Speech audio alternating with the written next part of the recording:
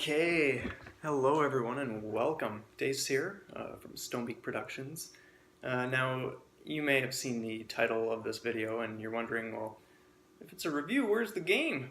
But to be honest, I kind of the other day felt inspired to experiment with, when it comes to like review time, sometimes I'll probably do like a traditional review or whatever, but at the same time I feel like, okay, if you're seeing like a full Let's Play and you're constantly seeing me play the games and just hearing me talk, why show more and more of what you've just seen? So that inspired the idea to just do like a little bit of a sit down where I go over just a few notes, and I enjoy this beautiful coffee that I just roasted yesterday. And you can watch me indulge in some delicious dessert as well, and just all these great things as I share my review of Slain Back from Hell. So this came out December 7th of last year on the Nintendo Switch, as far as I recall. Developed by Andrew Gilmore, or Stage Clear Studios, and published by Digerati. So I didn't hear about this game immediately when it came out, but when I did come across it not too long after, it was touted as like this super challenging game, and I have a thing where like when I hear about games that are just supposed to be so difficult, I am just immediately interested in checking them out. Sometimes it's a case of people just not being up to snuff, to be honest. Other times it is a legitimately challenging title, and I just love when it is, because I love a solid challenge when it comes to my games. Anyway, so let's just go over a few of these things. Just don't mind me as I just skim my point form notes, and then I'll share a little bit. So what is Slain? Slain is a heavy metal gothic medieval fantasy hack and slash arcade style 2D platformer action adventure bloodbath, more or less. It like that more or less sums it up. Like if you have never heard of the game, then just allow your imagination to run with the words that I just used. But that is what it is. So the story begins where you see this scene of like a coffin or whatever, and this force enters this chamber, and this hero awakens from his deathbed, like he's enjoying his eternal slumber, and he's called once again, or he's called to take up arms and cleanse the blighted lands, because there are evil forces at work, or whatever the case is. And so at first you're kind of like restless, and you're like, oh no, like I don't want to do this, like leave me alone. But eventually you take this sword and your quest begins.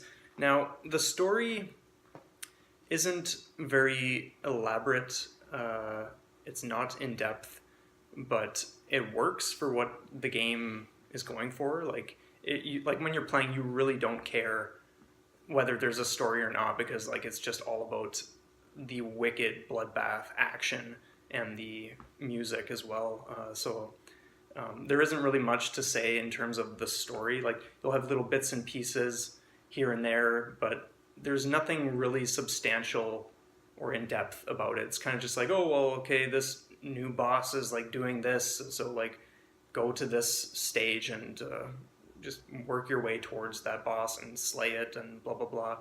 So in that sense, like there isn't a whole lot to work with or go off of.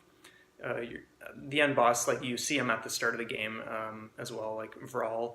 So you know that you're going towards that guy anyway, but that's about it for the story. There are some other little details I will get into in a few minutes or later on, because I don't want to just like get to the spoilers and all that exciting stuff so soon. Okay, so the controls and the movement. Okay, so for those who know the history of Slain Back from Hell, there was a version called Slain, just by itself, Slain, which was released beforehand, and it did brutal. Like, it was received very, very poorly. It was sloppy from, like, I've never played it, but I've researched it. It was sloppy on so many fronts, and just a lot of people were very, very displeased with it. So I've played this one, obviously, and just from what I've heard, and then comparing my own experience with this version, it is like a complete turnaround. Like, it's polished. There are still a few issues. For instance, sometimes when I like jump up into the air and away, and then I go to turn around and shoot a magical burst towards an airborne enemy, it'll end up not registering that I've actually jumped one way, turned, and shot, so it'll just fire away from the enemy. That's happened so many times in the 2 complete playthroughs that I've done so far. But other than that, like, it's a fluid game. Like, it feels fine. Like, it just takes getting into the groove, and once you are into the groove of the game, then you just know how to use the controls, and it's not that big of a deal. There's just, yeah, like, it's clean enough in that sense. But there are just a few minor things that you may notice, and that I certainly noticed during my playthroughs. So your actual movements, you have basic running. I think that's more or less the only like thing. I don't think you can walk. I've never seen the character walk. You can like just nudge yourself across the screen if you really wanted to, but you're pretty much always running to the music, which is great. And then you have a jump, of course. That's pretty basic. And then you have a really sweet backwards dash. You can do it on ground level or if you're in the air. So he kind of just like forces himself back, which is pretty sweet when you're going up against certain enemies and they're about to like wind up and smash you with a massive hammer, whatever the case is. You can just, the tap of a button, just dash backwards. You don't have to be facing away from the enemy or anything like that. It's really handy, and some of you may recognize that maneuver from something else. Bonus points if you can mention it in the comments, if you know what it is. Okay, so moving along, let's go to weapons and attacks, okay? So your weapons are very limited in this game. You have the sword, you eventually get an ice axe, which is really, really kick-ass, and then you also get a flame sword. Now, I'm not sure if it counts as 2 separate swords, or if your original sword, you just imbue it with flames when you want to be using the flame sword. So that's not overly clear, and there's no explanation really, but 3 different weapons nonetheless. So one thing, like when you can string your attacks just by mashing the attack button. So you'll have like a downwards slash and then some sort of other slashing motion and then like a lunge. But if you spread the timing out of the, like if you press attack more slowly, then you'll literally just only do a downward slash. And that can actually come in handy for some of the enemies. Like there are these insect type creatures, and it's just easier dealing, and it's easier and faster dealing with them just by doing like 3 downward slashes in a row as opposed to constantly pressing the attack button. And like, yeah, that's my personal experience anyway, what I've found from my playthroughs. Okay, so your weapons also have a charged attack. So in each case, it's a lunge. So you charge up, and when you release or whatever, you just lunge forward with your thing, and it's like this. It looks like a wolf head in either flames, the normal like magic of your sword, or the ice. And so that's a really cool thing. The timing, again, is something you'll want to pay attention to and use it carefully. And we will get more into that when I get to one of the other sections. But that more or less covers the weapon attacks. Okay, so on to magic. The magic is not a very developed idea in this game. But at the same time, like, this game is a master of just using very simple things for an awesome adventure. Like, it doesn't go in depth with any one area or expand into any one specific region. Like the weapons are basic, the magic is basic, the movements are basic. Everything is basic, but it's so good. So for the magic, you have your normal magical blast. If you have the ice axe out, then you have an ice blast. And if you have your flame sword out, then you have a flame blast. And it's essentially just a blast that shoots forward. You can hold it down, and then there's a specific point where it's like fully charged, and then you release this much larger blast, which can just like rip through the ranks of skeletons or whatever it is you're going up against. So one thing I was thinking about is where did the magic come from? Because before you get the flame or the ice axe, you just start the game with the normal sword. And so I'm kind of wondering, like, is it the sword that has this magic power to it, like the normal magic blast? Or is it coming from elsewhere? Like, does the wielder, like the main character, does he have a history in magic? Like, there's really no explanation as to that. Again, not that it requires it, but it's just something I wonder about, and I thought I would share that. But as for the actual spells, I think it would have been cool if they had developed the magic a little more. For instance, let's say you had like an acid puddle or something that slowed down enemies when they were approaching, or like burn them away or something. Or maybe, let's say, some sort of web spell which like shot out a web and it like stuck them in place, so if they were advancing they would be slowed or pushed back even. Or even just something like a ghostly rope with a hook that could like just pull enemies up so that they were out of your way and you could just like rush underneath them or whatever. I think those are pretty simple ideas that could be implemented and would just make for a really interesting array of spells, more or less. But it is what it is, and it's an awesome game, which you'll be hearing me say quite a bit of. Okay, so moving right along. Okay, the challenge, precision, and pace of this game. Oh man.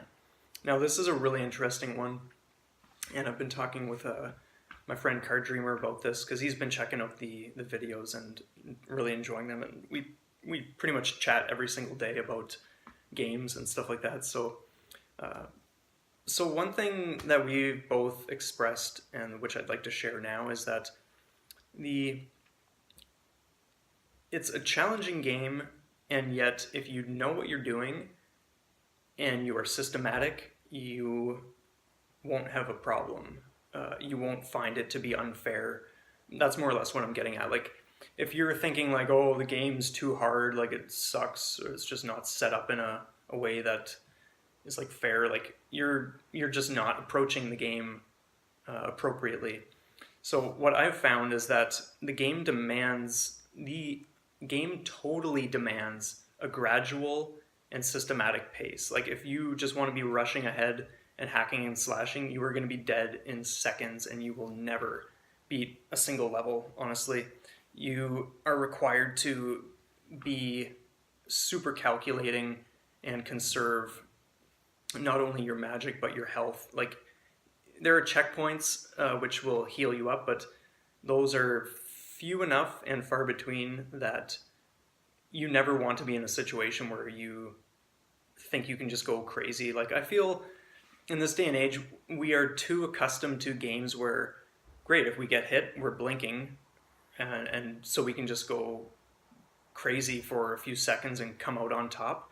But that is not the case in this game. Like, you do not have that privilege in Slain Back from Hell. Like, if you try that, like I said, you're just going to be dead so quick. So I recommend, just if you're playing it for your first time or you've been really struggling with this game, then just approach it systematically, like just step by step, really study it. Picture every group of creatures that you encounter as a boss fight. You're not just going to go hacking and slashing like a maniac. You're going to observe the number of entities or creatures and the different attacks that are coming your way, the different paces that they're going at, towards you, like all of those things. Just treat it like a boss fight, and you'll probably easily see progress. Okay, I think that more or less wraps that section up. Yeah. Okay, so on to secrets. The secrets in Slain are pretty weak. Like it's a very light area. There are a total of 5 talisman pieces that you collect in order to reform this talisman that grants you like a special ability. But other than that, there really isn't anything going for it. And again, like it doesn't require pleasing everyone or having like tons of collectibles and things like that. Though at the same time, I think the game could definitely shine a little brighter had there been a few things like that included. For instance, let's say like even just like a handful of rings that imbue you with special perks or something, or even let's say like spirit armor, that like ghostly armor that you can wear which grants you this or that, or just even other weapons, for instance, like just anything that would add to the flavor and the joy and the excitement that you can get from exploring and just like wanting to track down hidden items, especially when you beat a game and you see a percentage, or actually in this game, every step of the way when you go to load your file, you can see what percentage you're at. So like, I think it would be great if there was just a little more, so that when you know you're a decent amount into the game and you see a low percentage, you're like, oh my god, like what could I be missing? Like what items are still there? Like, so I think maybe like in the future they may, or Andrew Gilmore may choose to do that sort of thing, but at the same time you might just not be into that kind of style of building things into his titles. But yeah, we'll see.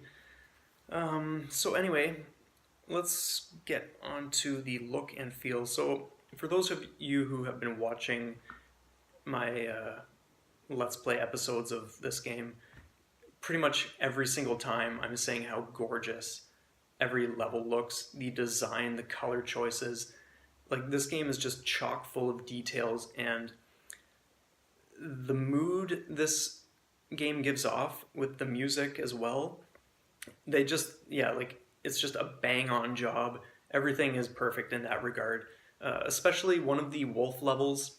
I don't recall the name right now, but it's like there's like this giant wolf statue in the background with like a chain around his neck, and there's a moon and just all the trees blowing in the wind and just statues everywhere, and just so many amazing things. So if you're a fan of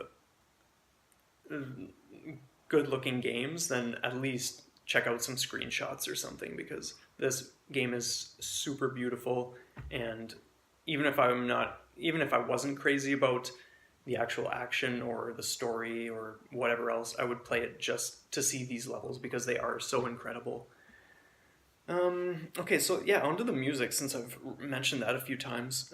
Kurt Victor Bryant, he's a former member of Celtic Frost. He composed all of the tracks for this game, and it is just amazing the quality of these tunes.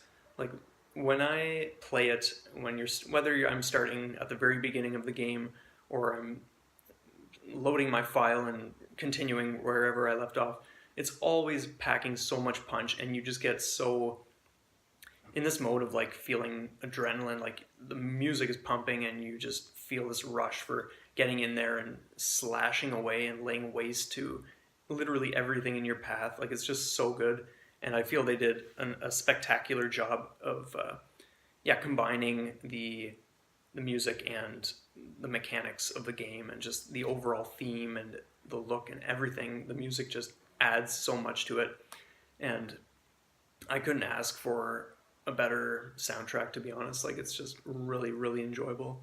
So if you are at all a fan of metal or heavy metal and gaming, then definitely check this out because it's just so good. I think, yeah, that's more or less what I want to mention in terms of the music. Like it is one of the game's strongest features, so yeah. Okay, I think There isn't too much more that I want to say, to be honest. My overall thoughts are that I love this game. It's not the kind that I would play every day. Um, it has replay value, but spread out. Okay, so like for me, playing it when it came out in December, and now I just this past week or whatever, I played it my second time. Um, so that gives you sort of an idea as to how long it was before I was stoked to play it again. Now, bear in mind that part of my excitement is the fact that like the first playthrough, I wasn't sharing the videos. I wasn't even recording at that point. It was very close to me starting to do that, but it was just a touch before. So yeah, like it's. I know I will play this a third time and a fourth time, and I will probably play it years and years down the road. But it's something to be spaced out for me anyway. It's a nice like adventure to like it's refreshing to get back into it and just go through it once and then just let it sit for a while and allow your motivation or enthusiasm for it to recharge. So in that sense, it's awesome. I love the journey that you go on. Um, okay, so now we're going to get into the some of the details that I didn't mention about the story, which I'm going to mention now. So during the game, um, you sort of just assume, like the main character, you sort of assume that you are Batharin. That's the name that is flying around. So as the player, you just assume like, oh, this person is talking to me, and they're using the name Batharin. But what we find out at the end when we're in Vral's castle and we slay him, we discover that you're just a wielder of the sword Batharin. You aren't Batharin.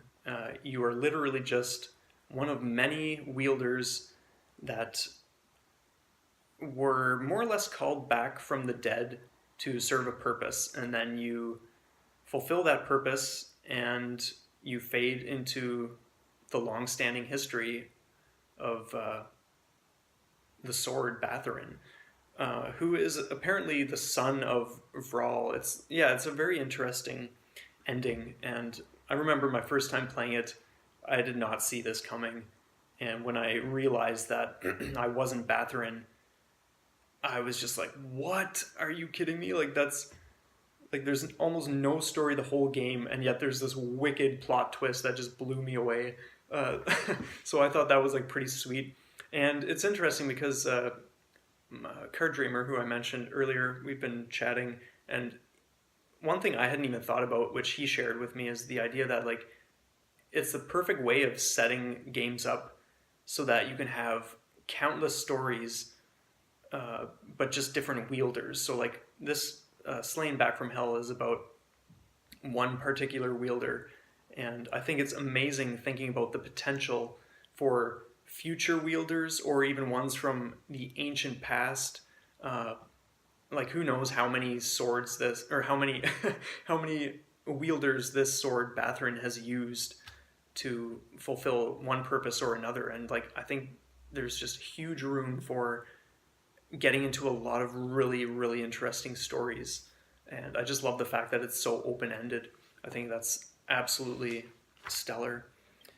Okay, so I think, and yeah, also at the end, there's like a scene where there's like this structure attached to a planet, and the sword is like flying through space, and then it's like beside some guy that's standing on a hill or something, and so there's some sort of like outer space element happening, introduced at the very end, and I'm curious to see if it has anything to do with what Andrew Gilmore is working on currently, which is Valfaris, because that's kind of like a laser gun and sword outer space, but yeah, like it's very unique. Definitely check that out if you haven't heard of it.